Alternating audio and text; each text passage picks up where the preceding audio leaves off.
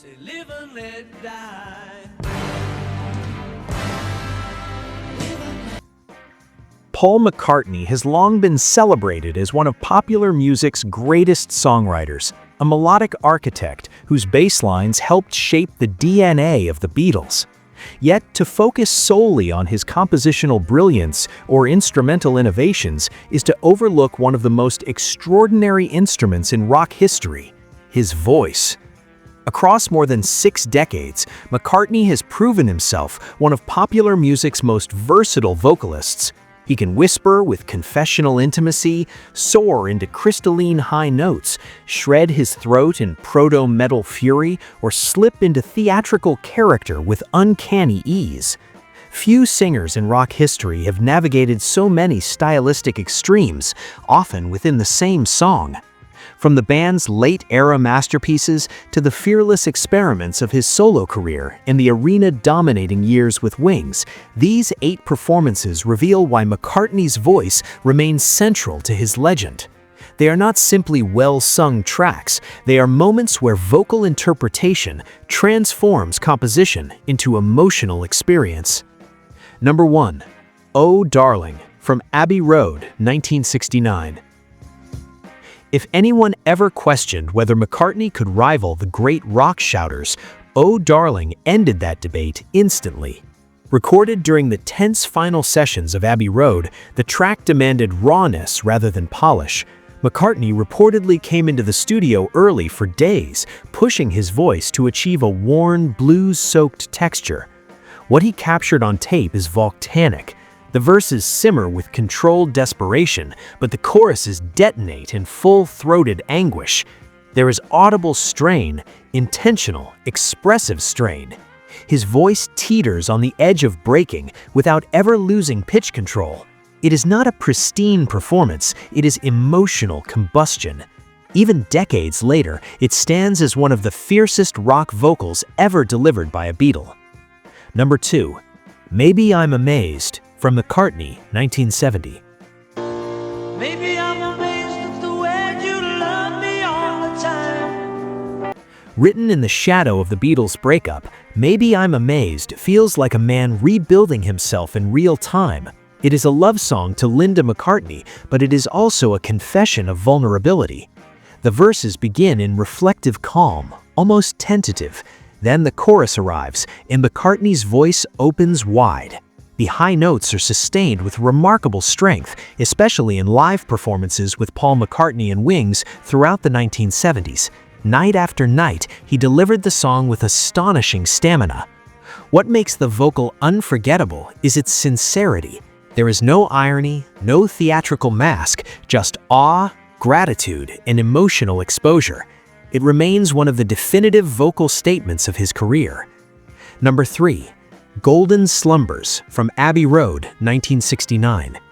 Golden slumbers fill your eyes. If Oh Darling is about grit, Golden Slumbers is about grandeur.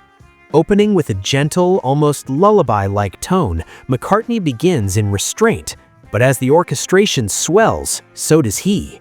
By the time he reaches Carry That Weight, his voice rises with operatic force, rich, resonant, commanding. The transition from softness to explosive power is seamless. Few rock singers could execute such a dramatic dynamic shift without sounding forced. McCartney makes it feel inevitable. The performance serves as one of the emotional peaks of Abbey Road and arguably one of the most climactic vocals in the Beatles' entire catalog. Number 4. Helter Skelter, from the Beatles, 1968.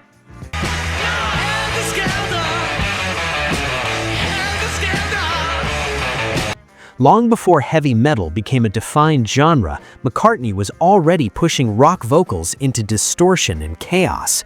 Frustrated by claims that the Beatles were not as loud and wild as their contemporaries, he set out to create something ferocious. Helter Skelter is the result. He screams, growls, and shouts with reckless abandon, yet beneath the noise lies precise rhythm and controlled phrasing. It shattered the cute Beatles stereotype and expanded the vocabulary of rock singing. Many later hard rock and metal vocalists would explore territory McCartney had already scorched in 1968. Number 5. Monkberry Moon Delight from Ram, 1971.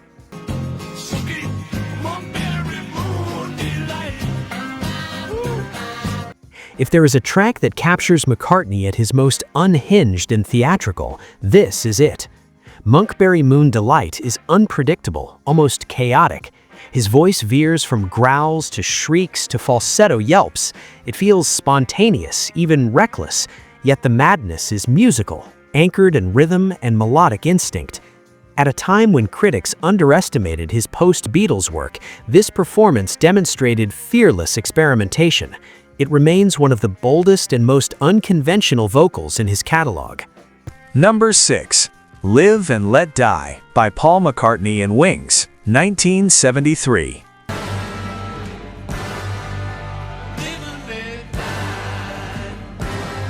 When asked to write the theme for the James Bond film Live and Let Live, McCartney delivered something cinematic and explosive. The song pivots between quiet piano verses and orchestral rock detonations arranged by George Martin. McCartney mirrors those shifts perfectly. His opening lines are controlled and reflective. Moments later, he slices through crashing guitars and brass with sharp urgency. It's a masterclass in dynamic control. Even amid large-scale production, his voice remains the focal point, commanding, precise, unmistakable. Number 7. Back Seat of My Car from Ram, 1971. Sitting in the backseat of my car. Often overshadowed by other tracks on Ram, this song contains one of McCartney's most soaring climaxes. The verses carry youthful optimism, but as the arrangement builds, so does his vocal intensity. By the final section, he launches into sustained high notes with remarkable clarity and power. It's romantic, dramatic, and technically impressive. The performance demonstrates how seamlessly he could merge theatrical flair with pop craftsmanship. It's McCartney at full vocal flight. Number 8. Here, There, and Everywhere from Revolver, 1966. Here, there, and everywhere. Not all vocal greatness is explosive. Sometimes it lies in precision and restraint.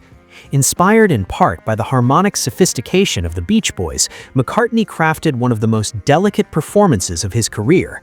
His lead vocal is soft yet impeccably controlled, gliding through intricate melody turns with effortless grace. The harmonies, blended with John Lennon and George Harrison, are woven seamlessly. Every breath is measured, every phrase is placed with care. It is proof that subtlety can be just as powerful as force.